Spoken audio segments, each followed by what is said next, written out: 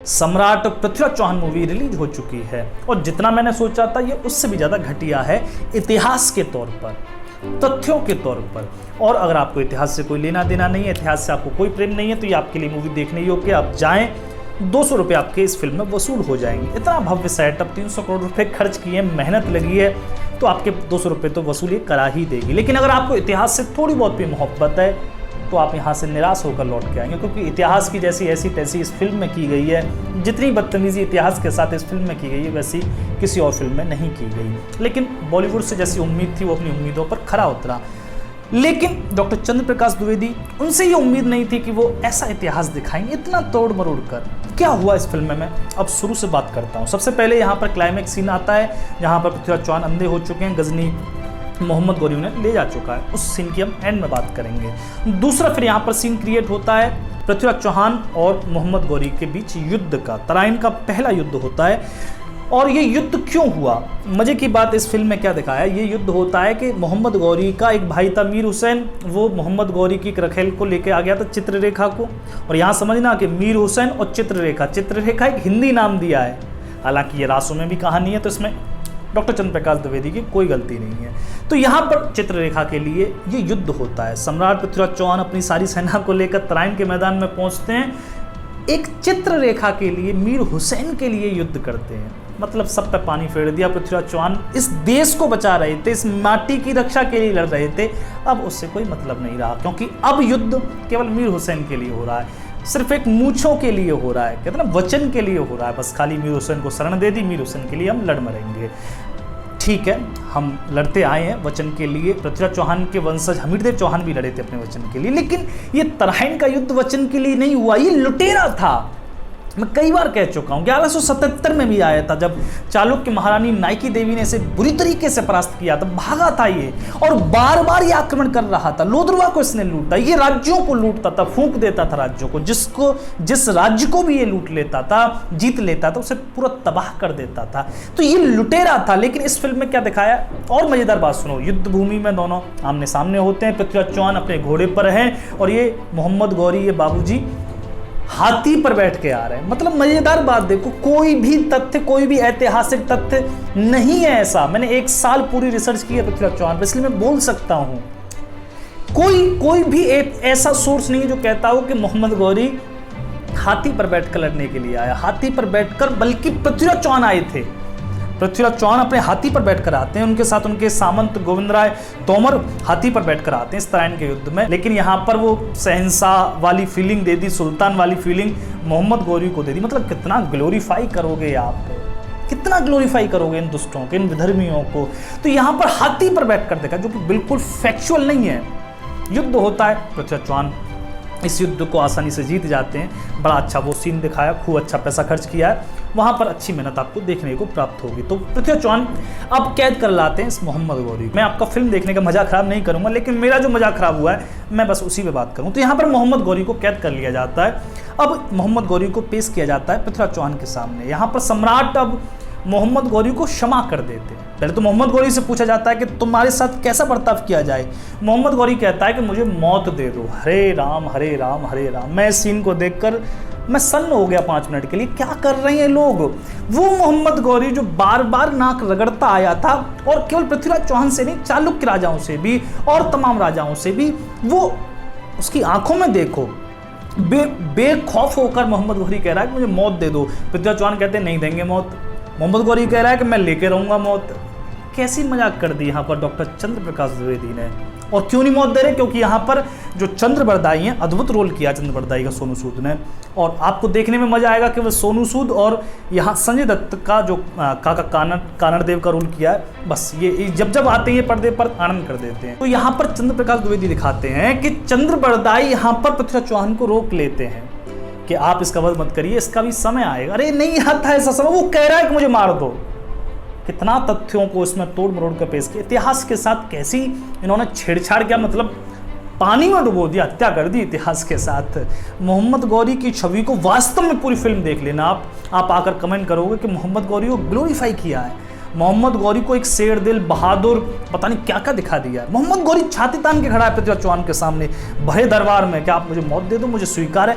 ऐसा नहीं हुआ भैया, ऐसा नहीं हुआ। ये बार बार आता था, बार बार नाक रगड़ता था और पृथ्वीराज चौहान को टैक्स देता था, कर देता था। ये पृथ्वीराज रासो कह रहा, मैं अपनी कोई पुस्तक में से नहीं बता रहा, पृथ्वीराज रासो की पुस्तक में से बता रहा हूँ। आप सभी गूगल पर जा सकते हैं, पृथ्वीराज रासो उपलब्ध है, आप वहाँ से उसको डाउनलोड करके पढ़ सकते हैं। नहीं है आपके पास तो मुझे मैसेज कीजिए, मैं आपको उसकी लिंक दूंगा।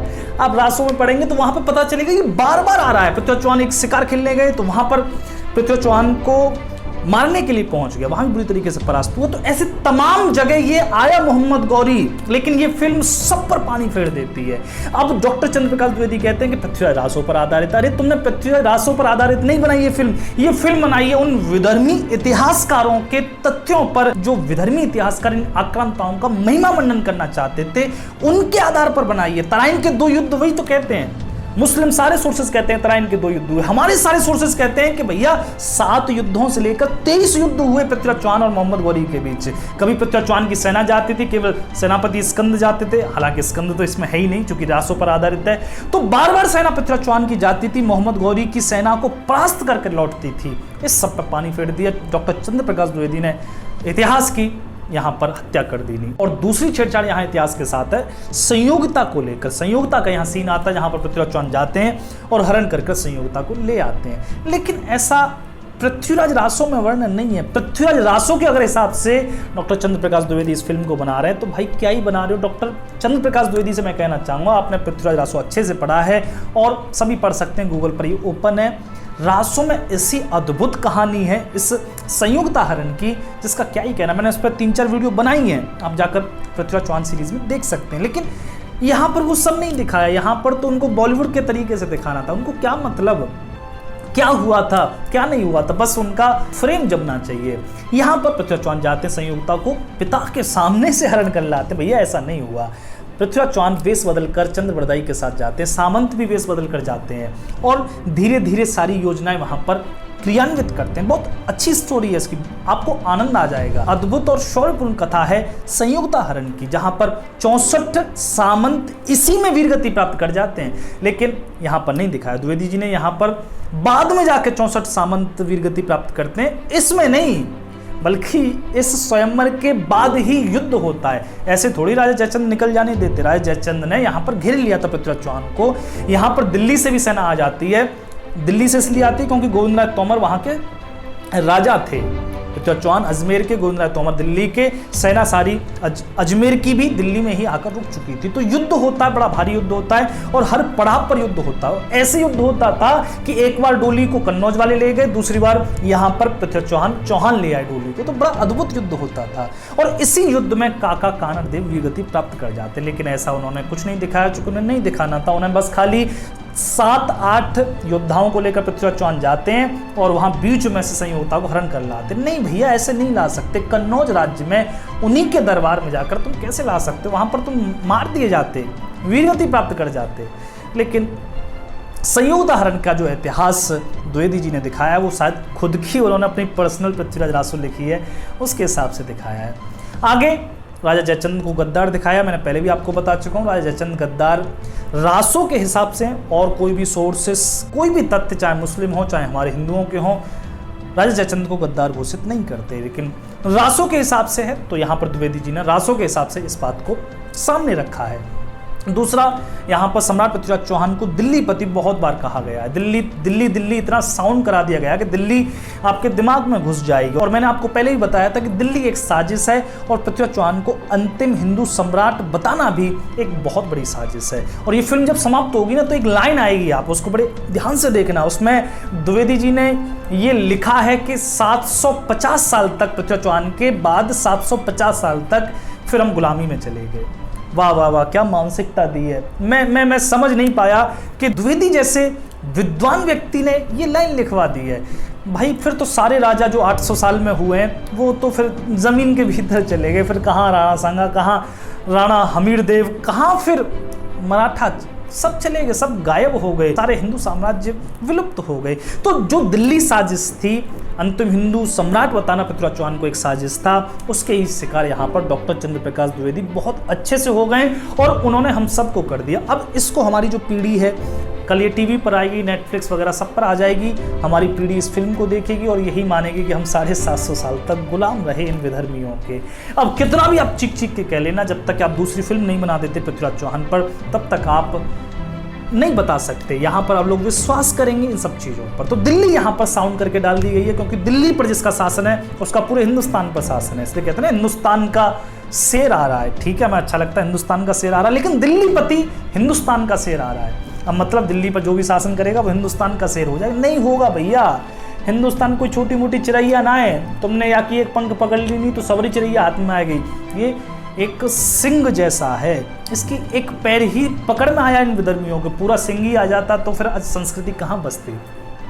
तो यहाँ पर बहुत सारे घुलमेल डॉक्टर चंद्र प्रकाश द्विवेदी ने अपने तरीके से दिखाए। उन्होंने पृथ्वीराज रासो के हिसाब से पूरी चीज़ नहीं दिखाई, अगर दिखाते तो बहुत सारी चीज़ें बहुत अच्छी भी हैं, लेकिन उन्होंने अपनी बुद्धि लगाई। तराइन के 2 युद्ध दिखाए, जबकि 17 बार तो ये लीगली मानते ही हैं लोग हम, लेकिन अगर आप मिनिमम भी करके देखोगे तो आपको हमीर महाकाव्य में 7 बड़े युद्ध मिलेंगे। लेकिन उन्हें इससे कोई मतलब नहीं है। उन्हें यहाँ पर सुल्तान मोहम्मद गौरी की आंखें नहीं झुकनी चाहिए, उसकी गर्दन नहीं झुकनी चाहिए पृथ्वीराज चौहान के सामने, उसका पूरा ख्याल रखा है। अंत में सीन आता है यहाँ पर पृथ्वीराज चौहान जब मोहम्मद गौरी को मारते हैं गजनी में, तो 4 बास 24 गज अंगुल अष्ट प्रमाण और ताऊ पर सुल्तान मच्चू के चौहान, ये वाली पंक्तियां इसमें नहीं है, आपको ये गायब लगेंगी। क्योंकि यहाँ पर मोहम्मद गौरी ऐसे नहीं मारा जाता।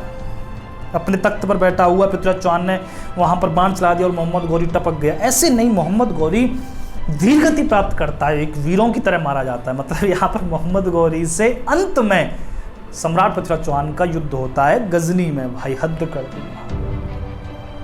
एक अंधे हो चुके सूरवीर से मोहम्मद गौरी युद्ध करने के लिए आ जाता, अपना भाला लेकर घोड़े पर सवार हो जाता है, उसकी आम प्रजा उसको देख रही है। तो ये कहाँ से कॉमन सेंस लगा है? लेकिन बॉलीवुड वालों को अपने तरीके से दिखाना था, उन्होंने अपने तरीके से इस फिल्म की रेड मारी है। पृथ्वीराज चौहान अगर कहीं बैठकर इस फिल्म को अगर सुन भी रहे होंगे, बस अपना सर फोड़ेंगे। इस फिल्म में ऐसा कुछ भी नहीं है जो पृथ्वीराज चौहान के जीवन को छू कर भी निकला हो। हाँ, कहीं कहीं आपको बहुत ज़्यादा इमोशनल फील होगा, कहीं कहीं आप इस फिल्म से जुड़ेंगे बस 2-4 मिनट के लिए, बाकी 3 घंटे आप ऐसे कहोगे कि कब खत्म हो और आप कब जाए। मैं देख रहा था, मेरी बगल में एक भाई थे, वो तो सो गया था। मैंने भी डिस्टर्ब ना करा, मैंने कहा तू सो जा भैया, ये सोने लायक ही फिल्म है, तू ज़्यादा बिगड़ा हुआ इतिहास मत देख, क्योंकि बिगड़ा हुआ इतिहास देखेगा खोपड़ी खराब हो जाएगी। तो ये आपकी खोपड़ी खराब करने के लिए, बिगड़ा हुआ इतिहास दिखाने के लिए पृथ्वीराज चौहान मूवी आई है। मैं एक इतिहास की दृष्टि से ये सब बातें कह रहा हूँ, बाकी फिल्म में सब बहुत अच्छा, म्यूजिक बहुत अच्छा लगा मुझे, अद्भुत म्यूजिक दिया है और इतना बेहतरीन म्यूजिक है कि संयोगिता सती होने जा रही हैं हजारों अपनी वीरांगनाओं के साथ, फिर भी एक बार डांस कर लेती है।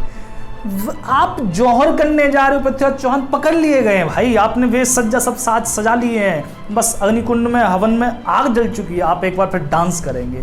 यहाँ पर फिर बॉलीवुड अपनी औकात पर आ जाता है। भैया वीरांगना थी, उसको दुख था इतना कि वो क्या ही दिखाया महादेव। इसमें मैं भंसाली की तारीफ करूँगा जिन्होंने पद्मावत मूवी बनाई, हमने खूब विरोध किया उनका भी, लेकिन उन्होंने कितने सभ्य तरीके से, कितना सादगी से हर चीज़ को दिखा, कितने सीरियसनेस से, कितनी गंभीरता से दिखाया। लेकिन इस फिल्म में कोई गंभीरता नहीं है, तो मैं ज़्यादा बुराई नहीं करने वाला, वीडियो लंबी हो रही है। इसमें बहुत सारे प्रश्न हैं, आप उन प्रश्नों को कमेंट कर सकते हैं, उन सभी प्रश्नों पर एक एक करके वीडियो बनाऊंगा। आप सभी का हृदय से धन्यवाद इस वीडियो को यहाँ तक सुनने के लिए। आपका जो भी मन हो आप कमेंट कर सकते हैं। हर हर महादेव।